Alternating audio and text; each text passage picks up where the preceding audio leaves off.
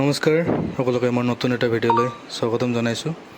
হয়, আপোনালোকৰ যিসকল 6 মান্থ কণ্ট্ৰেকচুৱেল টিচাৰ অলৰেডি বিভিন্ন ইউ পি ছেকশ্যন বা ছেকেণ্ডাৰী লেভেলত যিসকল কেণ্ডিডেটে বা যিসকল টিচাৰে ইতিমধ্যে চাকৰি কৰি আছিলে কণ্ট্ৰেকচুৱেল হিচাপে, সেইসকল কেণ্ডিডেটক বা টিচাৰক BTC গভৰ্ণমেণ্টৰ ফালৰ পৰা যি ইনষ্ট্ৰাকশ্যন দিছিলে যে ইউ পি আৰু ছেকেণ্ডাৰী লেভেলত যিসকল টিচাৰে কণ্ট্ৰেকচুৱেল কৰি আছিল তেখেতসকলক ৰেগুলাৰ কৰা হ'ব বা এপইণ্টমেণ্ট দিয়া হ'ব ৰেগুলাৰ পোষ্টত। তো যিসকলে LP আৰু UPৰ যি নতুন ৰিক্ৰুইটমেণ্টৰ কাৰণে অপেক্ষা কৰি আছিলে, এই ৰিক্ৰুইটমেণ্টটো হয়তো অতি সোনকালে দিয়াৰ চান্স আছে।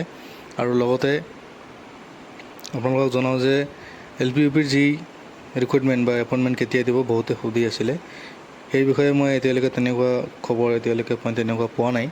যে পালে মই জনাম, হয়তো 2 দিনৰ ভিতৰত দিবও পাৰে। আৰু যদি ইনকেছ নিদিয়ে তেতিয়াহ'লে আফটাৰ ইলেকশ্যন এই ৰিজাল্ট বা এপইণ্টমেণ্ট দিয়াৰ সম্ভাৱনা আছে।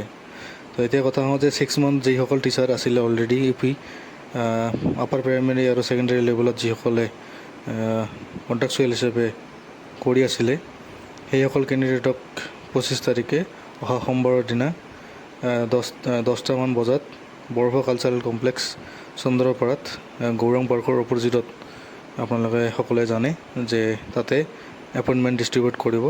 আৰু ইয়াৰ লগতে যিসকল ছিলেক্টেড হৈছে 6 মান্থৰ যি কণ্ট্ৰেকচুৱেল টিচাৰ মেথছ আৰু ছায়েন্সৰ কাৰণে দিয়া হ'ব, সেইসকল কেণ্ডিডেটকো অহা সোমবাৰৰ দিনা একেলগে বৰফা কালচাৰেল কমপ্লেক্সত তেখেতসকলক এপইণ্টমেণ্ট ডিষ্ট্ৰিবিউট কৰিব।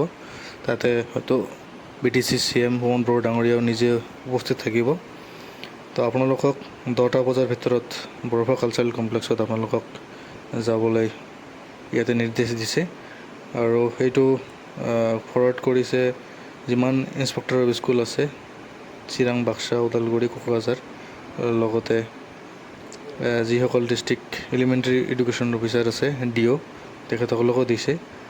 তো যিসকল কেণ্ডিডেটে কণ্ট্ৰেকচুৱেল টিচাৰ কৰি আছিলে তেখেতসকলক ইয়াৰ পৰাই আমাৰ চেনেলৰ পৰা তেখেতসকলক জনাওঁ যে আপোনালোকৰ এপইণ্টমেণ্ট অহা সোমবাৰ 25 তাৰিখে যিহেতু বৰফা কালচাৰেল কমপ্লেক্সত ডিষ্ট্ৰিবিউট কৰিব, তো আপোনালোকে নিৰ্দিষ্ট টাইমত নিৰ্দিষ্ট জেগাত আপোনালোকে গৈ যাতে এপইণ্টমেণ্টখিনি ল'ব পাৰে আৰু ৰেগুলাৰ টিচাৰ হিচাপে জইনিং কৰি আপোনালোকৰ নিজৰ দায়িত্বখিনি পালন কৰে। তো এটা বহুতে ভাল খবৰ যে 6 মান্থৰ যি কণ্ট্ৰেকচুৱেল টিচাৰ আছিলে তেখেতসকলে চাকৰি ৰেগুলাৰ হ'ল। আৰু এই BTC গভৰ্ণমেণ্টে যথেষ্টখিনি টিচাৰক অলৰেডি চাকৰি দিলে। তাৰ কাৰণে BTC গভৰ্ণমেণ্ট আৰু হোমন বড়োক আমি ধন্যবাদ জনাবই লাগিব।